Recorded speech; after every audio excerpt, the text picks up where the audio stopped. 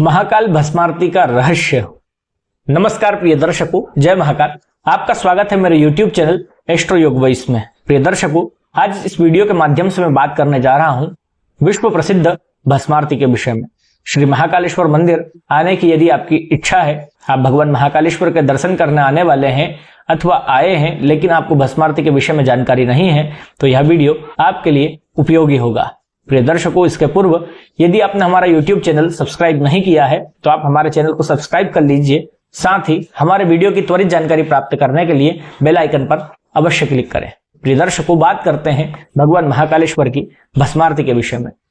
भस्मारती का सीधा संबंध भस्म से है। भगवान की प्रातः काल होने वाली सबसे पहली आरती भस्मारती ही है।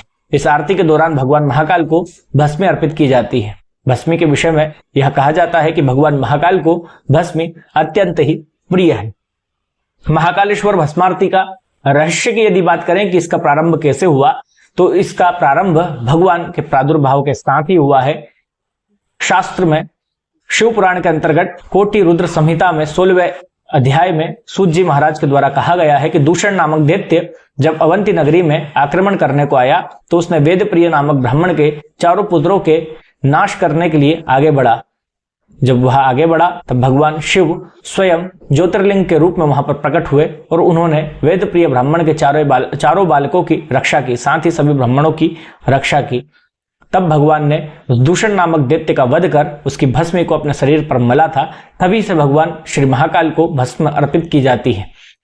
सबसे पहली आरती जो सुबह 4 बजे होती है वह भस्मारती है। इसके अलावा भगवान की 5 आरतियां और होती हैं जो इस प्रकार है। सुबह 4 बजे भस्मारती, सुबह 7 बजे भगवान को दत्योदक आरती होती है, वहीं सुबह 10 बजे भगवान को भोग आरती होती है, शाम 5 बजे भगवान की पूजन आरती होती है, शाम 7 बजे भगवान की संध्या आरती होती है, तो वहीं शाम 10:30 बजे भगवान की शयन आरती होती है। ये 6 आरतियां प्रमुख रूप से भगवान महाकाल महाराज की जाती हैं। इसके अलावा भी भगवान महाकाल को अनेकों तरह से साज श्रृंगार किया जाता है। दिन के हिसाब से भगवान के श्रृंगार किए जाते हैं। बात करें पुनः भस्मारती की, इस वीडियो के माध्यम से हमने भस्मारती का आज विषय रखा था।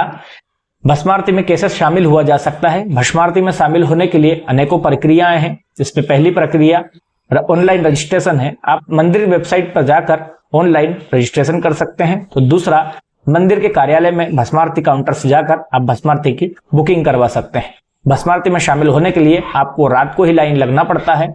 तो वहां सुबह 4 बजे भगवान के सामने नंदी हाल, गणपति हाल अथवा कार्तिकेय मंडपम में जिस सुविधा के अनुसार आपको जगह मिल जाए, आप बैठकर भगवान की भस्मारती के दर्शन कर सकते हैं। भगवान की भस्मारती के दर्शन क्यों करें? यदि आप किसी रोग से पीड़ित हैं, जिस रोग का आपको रास्ता नहीं मिल रहा है, जिसका उपचार किसी भी तरह के डॉक्टर या लोग आपको नहीं बता पा रहे हैं, अथवा आप किसी अज्ञात भय से सदैव भयभीत रहते हैं, आपके मन में सदैव अकाल मृत्यु का भय रहता है, तो आपको महाकालेश्वर महाराज की भस्मारती अवश्य करना चाहिए। महाकालेश्वर महाराज की भस्मारती करने से आपके मन की समस्त चिंताएं भगवान की भस्मारती के साथ ही भस्म हो जाएंगी। आप भस्मारती करने के उपरांत खुद को बेहद ही ऊर्जावान महसूस करेंगे। तो जल्द ही आप अपने परिवार के साथ भगवान महाकालेश्वर महाराज की भस्मारती को जरूर जाएं और वहां पर जाकर भगवान महाकाल के साथ ही माता हरसिद्धि और उज्जैन में स्थित अन्य देवी देवताओं के जरूर दर्शन करें। अगर उज्जैन में आप महाकाल महाराज के अलावा भी दर्शन करने जाते हैं तो कम से कम आप 4 दिन का समय लेकर जाएं और वहां पर स्थित सभी देवी देवताओं के दर्शन करें। नमस्कार।